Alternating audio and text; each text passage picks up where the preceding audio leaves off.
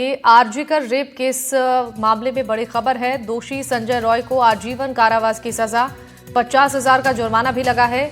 31 साल की doctor trainee का रेप के बाद मर्डर का दोष। आरजीकर रेप मर्डर केस में दोषी करार दिए गए संजय रॉय को आज सुनाई जाएगी सजा। संजय रॉय की मां ने कहा, फांसी पर भी लटका दो तो गम नहीं है। तो ये बड़ी खबर आप तक पहुंचा रही हैं। संजय रॉय पर 50,000 का जुर्माना लगाया गया है।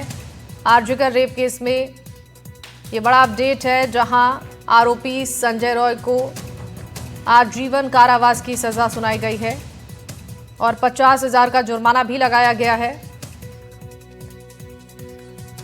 संजय रॉय की मां ने कहा कि अगर फांसी पर भी लटका दो तो इस बात का गम नहीं है। रेप और मर्डर मामले में दोषी को आजीवन कारावास की सजा सुनाई गई है। 31 साल की डॉक्टर ट्रेनी का रेप के बाद उसकी मर्डर की गई थी और इस मामले के बाद से ही आक्रोश देखने को मिला था देश भर में और अब इस पूरे मामले में फैसला सुनाया गया है। आरजीकर रेप के इस मामले में दोषी संजय रॉय को आजीवन कारावास की सजा और 50,000 का जुर्माना लगा है। 31 साल की डॉक्टर ट्रेनी का रेप के बाद मर्डर का दोष है और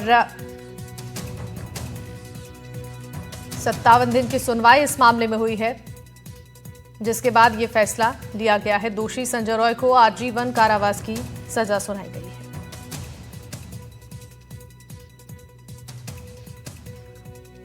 ये पता चला कि घटना के वक्त केवल संजय रॉय ही वहां पर गया था, उसके साथ में कोई नहीं था और अकेले ही इसने पूरी घटना को अंजाम दिया है।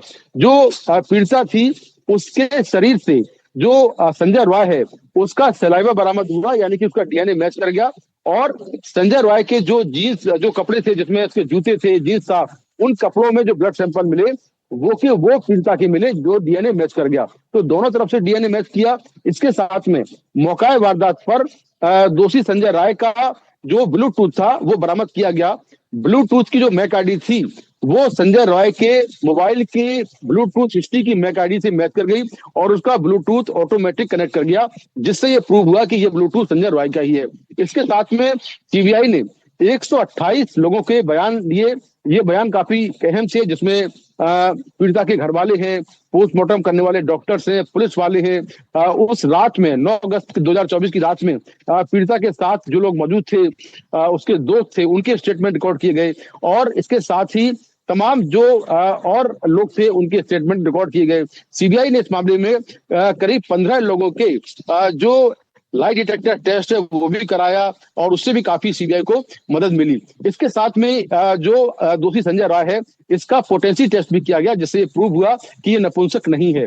तो ये सारे काफी अहम एविडेंस थे, जिनके बेसिस पर सीबीआई अपनी चार्जशीट को कोर्ट में लेकर पहुंची और चार्जशीट में ये जो सबूत थे वो काफी अहम थे, जिससे ये प्रूव हुआ कि घटना के दिन केवल संजय रॉय वहां पर था और घटना को अंजाम देने वाला अकेला संजय रॉय है। हालांकि शुरुआत में लगातार ये आरोप लगते रहे थे कि इसमें कई लोग शामिल हैं, इसमें गैंगरेप हुआ है, पीड़िता की हत्या करने में कई लोग शामिल हैं और इसको लेकर कोलकाता समेत पूरे पश्चिम बंगाल में काफी लंबा जो प्रोटेस्ट था डॉक्टरों का वो चलता रहा। लेकिन फाइनली सीबीआई ने जांच की और पाया कि इसमें एक ही आरोपी है और जिसने ये पूरी घटना को अंजाम दिया है। पहले कोर्ट ने उसको दोषी करार दिया और अब उसको आजीवन कारावास की जो सजा है वो कोर्ट ने सुना दी है।